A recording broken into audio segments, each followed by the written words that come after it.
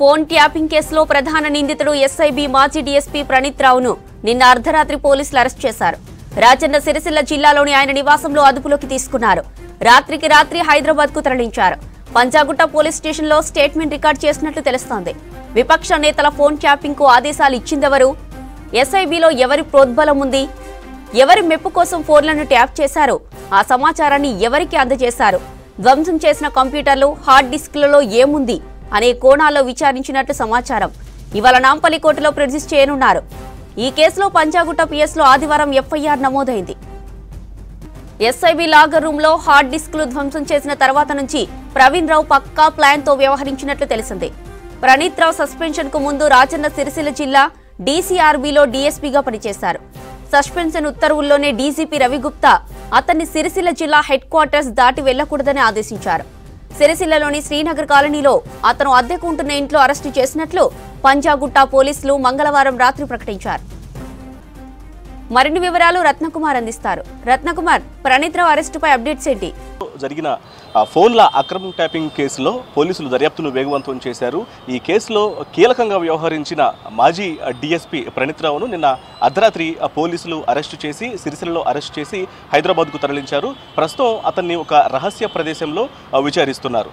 2 రోజుల క్రితమే పలు సెక్షన్ల కింద ప్రణీత్ రావు మీద కేసులు నమోదయ్యాయి. ఎస్ఐబిలో కీలకంగా పనిచేస్తున్నటువంటి అడిషనల్ ఎస్పీ రమేష్ ఫిర్యాదుతో పలు సెక్షన్ల కింద ప్రణీత్ రావు మీద కేసు నమోదు చేసి అప్పటి నుంచి కూడా ఈ యొక్క కేసుకు సంబంధించి అతని మీద జరిగిన ఆరోపణలకు సంబంధించి పూర్తి ఇన్ఫర్మేషన్ కూడా ప్రస్తుతం పోలీసులు సేకరించడం జరిగింది. 2 రోజుల పాటు సేకరించిన తర్వాత నిన్న రాత్రి సిరిసిల్లలో ఆయన ఉంటున్న శ్రీనగర్ కాలనీలో ఆయన్ని అదుపులోకి తీసుకొని నిన్న అర్ధరాత్రి హైదరాబాద్కు తరలించి ప్రస్తుతం అతన్ని విచారిస్తున్నారు. అయితే ఈ కేసుకు సంబంధించి ఇటు ప్రణీత్ రావు నుంచి కొంత కీలక సమాచారం రాబట్టే పనిలో పోలీసులు ఉన్నారు. ఈ విచారణలో భాగంగా ఈ ఫోన్ల ట్యాపింగ్ కు సంబంధించి కూడా ప్రస్తుతం అనేక విషయాలను కూడా విచారణలో ప్రస్తుతం పోలీసులు రాబడుతున్నారు. అయితే పంజాగుట్ట పిఎస్ వద్ద ఆయన్ను విచారిస్తారు అనుకున్నాం, కానీ ప్రస్తుతం ప్రణీత్ రావును పోలీసులు ఇక్కడ పంజాగుట్ట పిఎస్లో విచారించట్లేదు. ఆయన ఒక రహస్య ప్రదేశానికి తరలించి ఆయన అక్కడ కొంత ఇన్వెస్టిగేషన్ చేస్తున్నట్లు కూడా మనకు ప్రాథమిక సమాచారం అందుతోంది. మొత్తానికి గత 5 ఏళ్ల కాలం నుంచి అతను డిఎస్పీగా పనిచేసిన సమయంలో ఎస్బీఐలో కీలక పదవిలో ఉన్న సమయంలోనే దాదాపు 50 మంది ప్రముఖుల ఫోన్లను ప్రణీత్ రావు ట్యాప్ చేసినట్లు కూడా పోలీసులు గుర్తించారు.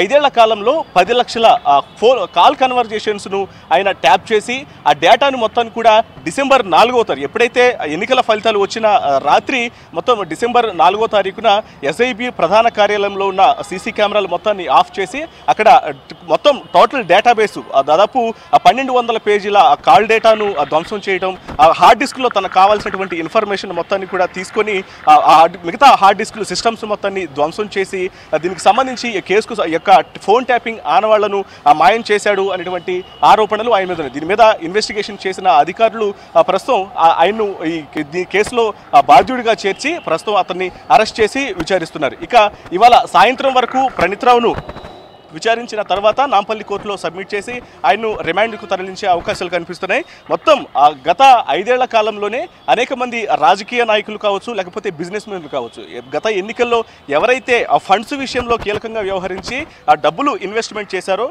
ఈ నాయకులు ఈ బిజినెస్ మెన్లు అలాగే రాజకీయ నాయకులు వీళ్ల ఫోన్లను కూడా ట్యాప్ చేశాడు అని చెప్పని గుర్తించడం జరిగింది.